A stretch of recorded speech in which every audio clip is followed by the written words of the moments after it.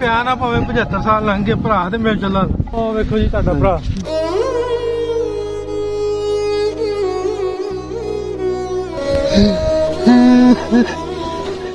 ਬਚਪਨ ਦੇ ਵਿੱਚ ਅਸੀਂ ਬਹੁਤ ਜ਼ਿਆਦਾ ਕਹਾਣੀਆਂ ਸੁਣਦੇ ਹਾਂ ਜਿਨ੍ਹਾਂ ਦੇ ਵਿੱਚ ਕਹਾਣੀਆਂ ਦੇ ਕਿਰਦਾਰ ਸਾਰੀ ਜ਼ਿੰਦਗੀ ਵਿਛੜੇ ਰਹਿੰਦੇ ਹਨ ਔਰ ਐਂਡ ਤੇ ਆ ਕੇ ਜਦੋਂ ਅਸੀਂ ਰੋਣ ਵਾਲੇ ਹੋ ਜਾਂਦੇ ਹਾਂ ਤਾਂ ਉਦੋਂ ਉਹਨਾਂ ਦਾ ਮਿਲਾਪ ਹੋ ਜਾਂਦਾ ਹੈ। ਸੋ ਅਸੀਂ ਇਹ ਕਹਾਣੀਆਂ ਹਮੇਸ਼ਾ ਸੁਣੀਆਂ ਲੇਕਿਨ ਆਪਣੀ ਜ਼ਿੰਦਗੀ ਦੇ ਵਿੱਚ ਵੇਖੀਆਂ ਨਹੀਂ।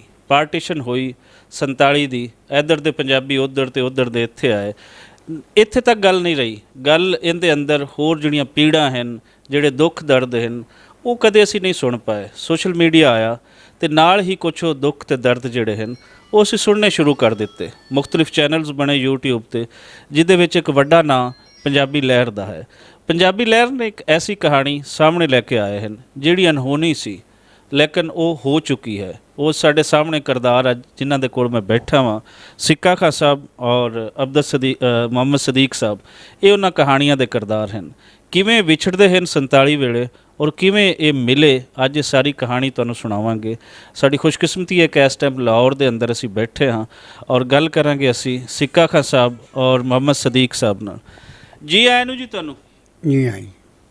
ਅੱਛਾ, ਤੁਸੀਂ ਵਿਛੜ ਗਏ 47 ਵੇਲੇ, ਉਸ ਵੇਲੇ ਤੁਹਾਡੀ ਕਿੰਨੀ ਕੁ ਉਮਰ ਸੀ ਤੇ ਫਿਰ ਸਾਰੀ ਜ਼ਿੰਦਗੀ ਜਿਹੜੇ ਬਾਕੀ ਖਾਨਦਾਨ ਸੀ ਉਹਨੂੰ ਕਿਵੇਂ ਲੱਭਦੇ ਰਹੇ? 6 ਮਹੀਨਿਆਂ ਦੀ ਉਮਰ ਸੀ ਮੇਰੀ ਤੇ ਮੇਰੀ ਮਾਂ ਕਹਿੰਦੀ ਵੀ ਮੈਂ ਮਿਲ ਕੇ ਆਉਣਾ ਨਾਨਕੇ ਪਿੰਡ ਮੇਰੇ। ਉਹ ਮੈਨੂੰ ਲੈ ਕੇ ਇੱਥੇ ਆ ਗਈ ਤੇ ਮਗਰੋਂ ਰੌਲਾ ਪੈ ਗਿਆ। ਇਹ ਉੱਥੋਂ ਚਲੇ ਇੱਧਰ ਆ ਗਏ ਤੇ ਕੋਈ ਰਿਹਾ ਨਾ। ਉਹਨੇ ਟਿਕਾ ਹੋ ਗਿਆ ਸਾਰਾ ਕੁਛ। ਲੋਕਾਂ ਨੇ ਦਿਮਾਗ ਹਿੱਲ ਗਿਆ ਉਹਦਾ। ਉਹ ਲੋਕਾਂ ਨੇ ਨਿਗਾਹ ਰੱਖੀ। ਰਾਤ ਨੂੰ ਜਿੰਦੇ ਲਾ ਕੇ 12 ਵਜੇ ਆ ਜਾਂਦੇ ਸੀ। ਅਸੀਂ ਪਏ ਰਹਿੰਦੇ ਸੀ, ਕਿਤੇ ਜਿੰਦਾ ਲਾਉਣਾ ਭੁੱਲ ਗਏ। ਅਤੇ ਜਦੋਂ ਰਾਤ ਨੂੰ 1 ਵਜੇ ਬੰਦੇ ਦੀ ਗੱਲ ਯਾਦ ਆਈ, ਉਹ ਕਹਿੰਦਾ ਕੰਜਰ ਜੋ ਆਪਾਂ ਗਏ ਨਹੀਂ ਅੱਜ, ਚਲੋ ਆ ਚੱਲ ਗਏ। ਲੋਕਾਂ ਨੇ ਲਾਟਣਾ ਲੈ ਕੇ ਘਰੋਂ 1 ਵਜੇ ਰਾਤ ਦੇ ਗਏ, ਉੱਥੇ ਹੈ ਨਾ। ਉੱਥੋਂ ਉਹਨਾਂ ਨੇ ਫਿਰ ਪੈੜ ਲੈ ਜੀ ਘਰੋਂ। ਨਹਿਰ ਆ ਸਾਥੋਂ 40 ਕਿੱਲੇ ਦੂਰ ਚੱਲਦੀ ਹੈ, ਬਹੁਤ ਉੱਚੀਆਂ ਝਾੜਾਂ ਡਿੱਗਦੀਆਂ, ਉੱਥੇ ਵਗ ਗਈ। ਲਾਟਣਾ ਨਾ ਪੈੜ ਪੋਤੇ ਜਾਵੜੀ। ਉੱਥੋਂ ਫਿਰ ਪੁੱਠੀ ਡਿੱਗੀ ਆ ਮੈਂ ਨਹਿਰ ਦੇ ਵਿੱਚ। ਉੱਥੋਂ ਦੇਖ ਜੂ ਸਾਰੇ ਮੁੜ ਆਏ। ਫਿਰ ਮੈਨੂੰ ਆ ਕੇ ਚੱਕ ਲਿਆ ਅਤੇ ਮੈਨੂੰ ਰੱਖਿਆ ਉਹਨਾਂ ਨੇ ਮਹੀਨਾ 20 ਦਿਨ, 2 ਮਹੀਨੇ ਰੱਖਿਆ ਹੋਊ ਜਾਂ 3 ਮਹੀਨੇ ਰੱਖਿਆ ਹੋਊ। ਜਿਹੜੇ ਮੇਰੇ ਮਾਮੇ ਸੀਗੇ, ਚਾਚੇ ਤਾਇਆਂ ਦੇ ਸੀਗੇ ਸਾਡੇ, ਉਹ ਆ ਗਏ। ਉਹਨਾਂ ਨੂੰ ਲੋਕਾਂ ਨੇ ਮੈਨੂੰ ਉਹਨਾਂ ਨੂੰ ਦੇ ਦਿੱਤਾ। ਉਹਨਾਂ ਨੇ ਮੈਨੂੰ ਸਾਂਭਿਆ ਸੀ, ਪਾਲਿਆ ਅਤੇ ਐਂ ਹੋਈ ਜਗ੍ਹਾ ਨਾ। ਕਿਵੇਂ ਸਾਰੀ ਜ਼ਿੰਦਗੀ ਲੱਭਦੇ ਰਹੇ ਆਪਣੇ ਬਾਕੀ ਖਾਨਦਾਨ ਨੂੰ ਜਿੰਦੇ ਤੁਹਾਡੇ ਕਿਵੇਂ ਲੱਭਦੇ ਰਹੇ ਸਾਰੀ ਹਯਾਤੀ ਆਪਣੇ ਭਾਈਆਂ ਨੂੰ? ਕੰਮ 'ਚ ਲੱਗ ਗਿਆ। ਮੈਂ ਤੁਰਿਆ ਫਿਰਦਾ ਰਿਹਾ ਅਤੇ ਇਹਦੇ ਕੋਲ ਉੱਧਰੋਂ ਬੰਦਾ ਆਇਆ ਸੀ। ਉਹਨੇ ਕਿਹਾ ਸੀ ਇਹਨੂੰ ਵੀ ਮੈਨੂੰ ਕੋਈ ਸਿੱਖ ਸੁਨੇਹਾ ਕੋਈ ਦੇਣਾ ਪੰਜਾਬ ਦਾ, ਅਤੇ ਮੈਂ ਉੱਧਰੋਂ ਆਇਆ। ਇਹਨੂੰ ਪਤਾ ਲੱਗਿਆ। ਇਹ ਮੀਆਂ ਚੰਨੂ ਗਿਆ ਉੱਥੇ। ਉੱਥੋਂ ਇਹਨੇ ਉਹਨੂੰ ਪੁੱਛਿਆ। ਉਹ ਕਹਿੰਦਾ ਜੀ ਇੱਥੇ ਸਾਡੇ ਕੋਲ ਹੀ ਫਿਰਦਾ ਹੁੰਦਾ ਜਾਂ ਹੈਗਾ ਜ਼ਰੂਰ। ਚਲੋ ਉਹ ਇਹਨੇ ਫਿਰ ਪਿੰਡ ਆ ਕੇ ਸਾਰਿਆਂ ਦੀਆਂ ਫੋਟੋਆਂ ਲਾ ਕੇ ਉਹਨੂੰ ਫੜਾਤੀਆਂ। ਉਹ ਜੀ ਕਿਸੇ ਦੇ ਘਰੇ ਫੜਾ ਗਿਆ ਉੱਥੇ ਪਿੰਡ। ਉਹ ਜਿਹੜੀ ਮੇਰੀ ਮਾਮੀ ਸੀਗੀ, ਉਹ ਕਿਤੇ ਕੰਮ ਗਈ ਸੀ ਉਹਨਾਂ ਦੇ, ਉਹਨੂੰ ਉਹਨੇ ਫੋਟੋਆਂ ਫੜਾਤੀਆਂ। ਕਹਿੰਦੀਆਂ ਛੋਟੀਆਂ ਫੋਟੋਆਂ ਆਈਆਂ। ਉਹਨੇ ਇਹਨੂੰ ਸਿਆਣ ਲਿਆ ਅਤੇ ਹੋਰ ਚੱਲ ਜਵਾਕ ਛੋਟੇ ਸੀਗੇ ਬਾਹਲੇ। ਫਿਰ ਮੈਨੂੰ ਪਤਾ ਲੱਗਿਆ ਵੀ ਹੈਗੇ ਆ। ਫਿਰ ਮੈਂ ਉੱਧਰੋਂ ਚਿੱਠੀਆਂ ਪਾਉਣ ਲੱਗ ਗਿਆ ਉਰਦੂ 'ਚ। ਕੋਈ ਪਤਾ ਨਾ ਲੱਗੇ, ਕਿਉਂ ਜੇ ਉੱਥੇ ਕੋਈ ਹੋਵੇ ਤਾਂ ਪਤਾ ਲੱਗੇ। ਇਹ ਇੱਧਰ ਆ ਗਏ, ਨਾ ਹੀ ਨਾਂ ਲਿਖਿਆ ਵਾ ਸੀ ਫੋਟੋਆਂ 'ਤੇ। ਅਤੇ ਲੋਕਾਂ ਨੇ ਵੀ ਬਹੁਤ ਪਵਾਈਆਂ। ਅਤੇ ਕੋਈ ਫਿਰ ਮੈਂ ਅਸੀਂ ਹਟ ਕੇ ਵੀ ਐਵੇਂ ਗਾਪੀ ਮਾਰਤਾ। ਫਿਰ ਜੀ ਇਹਨੇ ਢਿੱਲੋਂ ਸਾਹਿਬ ਨੇ ਗੱਲ ਕਰੀ ਕਿਸੇ ਬੰਦੇ ਨੇ। ਇੱਥੇ ਬੈਠਾ ਮੁੰਡਾ ਆਪਣੇ ਕੋਲੇ ਤੇ ਆ ਬੈਠਾ ਜੀ, ਇਹਨੂੰ ਪੁੱਛ ਲਓ ਗੱਲਬਾਤ ਸਾਰੀ ਹੁਣ। ਜੀ ਇਦੋਂ ਕਹਾਂ ਨਹੀਂ ਮੈਂ ਜਾਣਦਾ, ਇਸ ਤੋਂ ਅੰਗਾ ਦੀ ਇਹਨਾਂ ਤੋਂ ਇਹਨੇ ਕਰਵਾਇਆ ਅੱਛਾ ਅੱਛਾ ਚਲੋ ਸਾਰਾ ਕੁਝ ਸਾਡਾ। ਉਹਨਾਂ ਤੋਂ ਹੀ ਪੁੱਛਦੇ ਆ ਉਹਨਾਂ ਤੋਂ ਹੀ ਪੁੱਛਦੇ ਆ। ਇਸ ਤੋਂ ਪਹਿਲੇ ਤੁਹਾਡੇ ਬਾਈ ਤੋਂ ਪੁੱਛਦੇ ਆ। ਇਹ ਫਿਰ ਸਦੀਕ ਸਾਹਿਬ ਤੁਹਾਨੂੰ ਕਿਵੇਂ ਪੱਕ ਹੁੰਦਾ ਹੈ ਕਿ ਇਹੀ ਮੇਰਾ ਬਾਈ ਹੈ? ਤੇ ਇਹ ਪੱਕ ਹੋਇਆ ਜਦੋਂ ਉਸ ਵੇਲੇ ਨਾਬਾਲਗ ਸੀਗਾ ਮੈਂ ਵੀ, ਹੈਂ 8 ਸਾਲਾਂ 10 ਸਾਲਾਂ ਦਾ ਸੀ। ਹਜ਼ਾਰੇ ਪੈ ਗਏ, ਪਿਓ ਪਿੱਛੇ ਮਰ ਗਿਆ, ਮਾਰਤਾ ਮਿਲਟਰੀ ਨੇ। ਇਹ ਉੱਧਰ ਚਲੇ ਗਿਆ, ਸਾਤੋਂ 20 ਕੋਸ ਸੀਗੇ ਦੂਰ ਸੀਗੇ, ਸਾਡੀ ਮਾਂ ਲੈ ਗਈ ਇਹਨੂੰ। ਹਾਂ ਅਸੀਂ ਇੱਧਰ ਆ ਗਏ ਫੈਸਲਾਬਾਦ ਜਨਾਹ ਕਲੋਨੀ 'ਚ। ਇੱਥੇ ਕੈਂਪ ਲੱਗਾ ਸਾਡਾ, ਭੈਣ ਇੱਥੇ ਫੌਤ ਹੋ ਗਈ ਅਤੇ ਅਸੀਂ ਮੁੜ ਕੇ ਨਾ ਜੀ ਇੱਕ ਰੂੜੀ ਪਿੰਡ ਆ ਰਸਾਲੇ ਦੇ ਕੋਲ, ਉਹ ਜਾਂਗਲੀਆਂ ਦੇ ਭੁੱਖੇ ਮਰ ਜੋ ਨਿਕਲ ਗਏ, ਪਿੱਛੇ ਮਰ ਗਏ ਸਾਰੇ। ਇੱਕ ਮਾਸੀ ਦਾ ਪੁੱਤ ਸੀਗਾ, ਉਹ ਸਾਨੂੰ ਲੈ ਕੇ ਆਇਆ। ਪਿਓ ਉੱਥੇ ਮਰ ਗਿਆ, ਮਾਂ ਉੱਧਰ ਚਲੀ ਗਈ।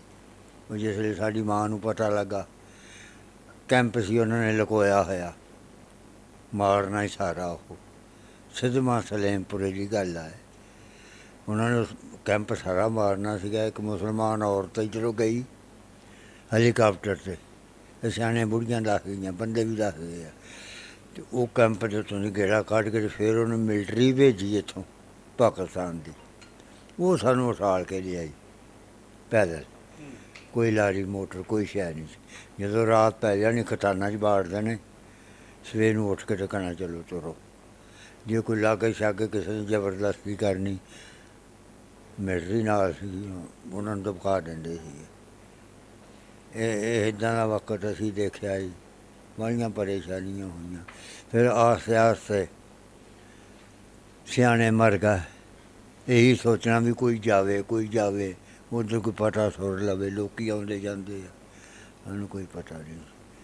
ਫਿਰ ਮੈਂ ਸੈਕੀ ਸਰਵਰ ਗਿਆ, ਉੱਥੇ ਉਹ ਜਿੰਨਾ ਹਾਜ਼ਰ ਹੁੰਦਾ ਉਹ ਬੰਦੇ 'ਚ ਮਲੰਗ 'ਚ, ਮੈਂ ਵੀ 10-20 ਰੁਪਏ ਰੱਖਤੇ।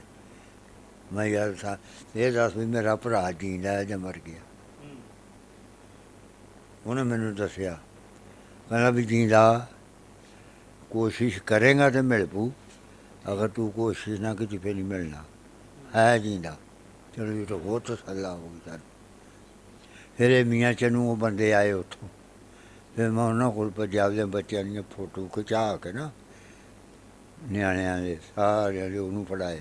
ਮੈਂ ਮੇਰੇ ਭਰਾ ਨੇ ਦੇ ਦੀ ਹੈ ਬਸ। ਇੱਦਾਂ ਫਿਰ ਪਤਾ ਲੱਗਦਾ ਰਿਹਾ, ਫਿਰ ਚੁੱਪ ਕਰ ਗਿਆ। ਗਰੀਬੀ ਵੀ ਹੈ ਸੀ, ਹੋਰ ਵੀ ਕੋਈ ਸ਼ੈ ਨਹੀਂ ਸੀ, ਵੀ ਕੀ ਕਰਦੇ, ਅਸੀਂ ਮਿਹਨਤ ਮਜ਼ਦੂਰੀ ਕਰਦੇ ਕੁਰਦੇ ਰਹੇ। ਇੱਦਾਂ ਹੀ ਵਕਤ ਲੰਘ ਗਿਆ ਸਾਡਾ। ਅਤੇ ਹੁਣ ਮੈਂ ਇੱਕ ਦਿਨ ਸੁੱਤਾ ਪਿਆ ਸੀਗਾ, ਨੰਬਰਦਾਰ ਆ ਸਾਡੇ ਪਿੰਡ ਦੇ, ਨੰਬਰਦਾਰ ਸਰਾਕ ਆ ਬੈਠਿਆ ਕੋਲ। ਇਹਨੇ ਮੈਨੂੰ ਫਿਰ ਨਾਲ ਦਾ ਭਤੀਜਾ ਘੱਲਿਆ ਕੇ ਨਾਲ ਲਿਆ ਠਾਲ ਕੇ, ਅਤੇ ਨਾਸਰ ਢਿੱਲੋਂ ਨਾਲ ਰਾਬਤਾ ਇਹਨਾਂ ਦਾ। ਇਹਨਾਂ ਨੇ ਕਿਹਾ ਯਾਰ ਇੱਦਾਂ ਇੱਦਾਂ ਕਹਾਣੀ ਆ। ਇਹਨੇ ਕਿਹਾ 7। ਫਿਰ ਮੈਨੂੰ ਘਰ ਛੱਡਿਆ। ਨਾਸਰ ਢਿੱਲੋਂ ਨੇ ਮੇਰਾ ਇੰਟਰਵਿਊ ਲਿਆ ਇੰਡੀਆ ਤੋਂ ਚੱਲ ਕੇ, ਜਿੰਨਾ ਕੁ ਮੈਨੂੰ ਹੋਸ਼ ਸੀਗੀ, ਫੈਸਲਾਬਾਦ ਤਾਈਂ ਜਨਾਹ ਕਲੋਨੀ ਤਾਈਂ ਲਿਆ ਇਹਨੇ ਕਿਹਾ ਜੇ ਤਾਂ ਜੀਂਦਾ ਹੋਇਆ ਤੇ ਮਿਲ ਪਊ, 8 ਵਜੇ ਮੈਂ ਨੱਟ 'ਤੇ ਚਾੜ੍ਹ ਦੂੰ, ਜੇ ਮਰ ਗਿਆ ਤਾਂ ਇਲਾਹਾਬਾਦ। ਇਹਨਾਂ ਫਿਰ ਨਾ ਨੱਟ 'ਤੇ ਚਾੜ੍ਹਤੇ। ਉਹ ਕਨੇਡਾ 'ਚੋਂ ਟੈਲੀਫੋਨ ਆ ਗਿਆ, ਨਸ ਵੀ ਮੁੰਡਾ ਸਾਡੇ ਕੋਲ ਆ। ਇੱਦਾਂ ਮੇਲ ਹੋਇਆ। ਅੱਛਾ, ਜਦੋਂ ਪਤਾ ਚੱਲ ਗਿਆ ਕਿ ਹਨ ਉੱਥੇ ਸਾਰਾ ਕੁਝ ਹੈ, ਉਸ ਤੋਂ ਬਾਅਦ ਫਿਰ ਕਰਤਾਰਪੁਰ ਤੁਹਾਡੀ ਮੁਲਾਕਾਤ ਹੁੰਦੀ ਹੈ। ਅਤੇ ਕਰਤਾਰਪੁਰ ਬਾਅਦ ਜਦੋਂ ਤੁਸੀਂ ਵਿਛੜ ਰਹੇ ਸੀ ਦੋਨੋਂ ਭਰਾ ਇੱਕ ਵਾਰੀ ਹੋਰ, ਉਹ ਹਰ ਬੰਦੇ ਨੂੰ ਇੰਝ ਲੱਗ ਰਿਹਾ ਸੀ ਜਿਵੇਂ ਅੱਜ ਦੁਬਾਰਾ ਤੋਂ 47 ਵਾਪਰ ਰਹੀ ਹੈ। ਅਤੇ ਉਸ ਵੇਲੇ ਤੁਸੀਂ ਕੀ ਸੋਚ ਰਹੇ ਸੀ? ਉਸ ਵੇਲੇ ਉਹ ਤਾਜ਼ਾ ਦੁੱਖ ਖੜੇ ਦੇਖਦੇ ਸੀਗੇ, ਪਰਨ ਚਲੇ ਗਏ। ਅਸੀਂ ਉੱਥੇ ਸਾਰੀ ਫੈਮਿਲੀ ਮਿਲ ਗਿਆ ਸੀ ਬੱਸ ਭਰ ਕੇ। ਹੈਂ ਉਹ ਕੀ ਕਰ ਸਕਦੇ ਸੀ? ਪਰੇਸ਼ਾਨੀ ਸੀ ਹੋਰ ਵੱਧ ਗਈ। ਅੱਲਾ ਕੀਤਾ ਫਿਰ ਆਪਣਾ ਵੀਜ਼ੇ ਵੂਜ਼ੇ ਦੀ ਅਸੀਂ ਕੋਸ਼ਿਸ਼ ਕੀਤੀ। ਉਹ ਸ਼ਫਾਤ ਗਿੱਲ ਉਹਦਾ ਅੱਲਾ ਭਲਾ ਕਰੇ, ਉਹਨੇ ਵੀ ਸਾਡੇ ਨਾਲ ਮਦਦ ਕੀਤੀ। ਹੁਣ ਮੈਂ ਵੀਜ਼ੇ ਲੈ ਕੇ ਆ, ਉਹਨੂੰ ਉਹ ਕਹਿੰਦਾ ਮੈਂ ਲਵਾ ਦੇਣਾ, ਕਾਗਜ਼ ਦਿਓ। ਅਸੀਂ ਫਿਰ ਕਾਗਜ਼ ਦਿੱਤੇ। ਉਹਨਾਂ ਨੇ ਵੀ ਕੋਸ਼ਿਸ਼ ਕੀਤੀ, ਹੋਰਨਾਂ ਭਰਾਵਾਂ ਨੇ ਵੀ ਕੀਤੀ ਸਾਡੀ। ਤੇ ਸਾਨੂੰ ਉਹਨਾਂ ਨੇ ਵੀਰਾ ਲੱਭ ਗਿਆ। ਇਹ ਆ ਗਏ ਇੱਥੇ ਤੁਹਾਡੇ ਨਿੱਕੇ ਭਾਈ ਸਿੱਕਾ ਖਾਂ ਸਾਹਿਬ 2 ਮਹੀਨੇ ਇੱਥੇ ਅੱਜ ਗੁਜ਼ਾਰ ਕੇ ਅੱਜ ਪੂਰੇ ਕਰਕੇ ਇਹ ਵਾਪਸ ਚੱਲੇ ਨੇ। ਇਹ 2 ਮਹੀਨਿਆਂ ਦੇ ਅੰਦਰ ਉਹ ਪੁਰਾਣਾ ਪਿਆਰ ਜਿਹੜਾ ਸਾਰੀ ਹਯਾਤੀ ਨਿੱਕੇ ਭਰਾ ਨੂੰ ਦੇਣਾ ਸੀ ਤੇ ਵੱਡੇ ਭਰਾ ਨੇ ਲੈਣਾ ਸੀ, ਇਹ ਰੀਝ ਕੋ ਦਿਲ ਦੀ ਪੂਰੀ ਹੋਈ? ਹਾਂਜੀ ਹਾਂ, ਮੈਂ ਦੁੱਖ ਸੁੱਖ ਕੀਤੇ ਅੱਗੇ ਪਿੱਛੇ ਸਾਰੇ ਕੀਤੇ ਕਰਾਏ। ਹੁਣ ਵੀ ਮੈਂ ਕਿਹਾ ਨਾ ਜਾ, ਉਹ ਕਹਿੰਦੇ ਨੇ ਮੈਂ ਨਿੱਕੇ ਜਿਹੇ ਨੂੰ ਪਾਲਿਆ, ਮੇਰਾ ਰੂਹ ਭਟਕਦਾ ਉਹਨਾਂ ਬੰਦਿਆਂ ਨੇ ਹੈਂ, ਤੇ ਮੈਨੂੰ ਇੱਕ ਵਾਰੀ ਜਾਇਆ ਹੁਣ ਤੇ ਫਿਰ ਨਹੀਂ ਮੈਨੂੰ, ਫਿਰ ਮੈਂ ਇੱਥੇ ਰਹਿ ਪਊ। ਇਹ ਹੁਣ ਮੇਰੇ ਖਿਆਲ ਦੇ ਵਿੱਚ ਤੁਹਾਨੂੰ ਨਾਲ ਲੈ ਕੇ ਜਾ ਰਹੇ ਨੇ, ਇਹ ਇਕੱਲੇ ਨਹੀਂ ਜਾ ਰਹੇ। ਇਹ ਮੈਨੂੰ ਨਾਲ ਲੈ ਕੇ ਚਲਿਆ ਜੀ, ਅਤੇ ਉਦੋਂ ਕੋਸ਼ਿਸ਼ ਕਰਾਂਗੇ ਜੇ ਸਰਕਾਰ ਵੀਜ਼ਾ ਦੇ ਦੇਵੇ ਤਾਂ ਅਸੀਂ ਅੱਜ ਜਿਹੜੀ 4 ਦਿਨ ਦੀ ਜ਼ਿੰਦਗੀ ਸਾਡੀ ਇਕੱਠੇ ਨਿਕਾਲਾ।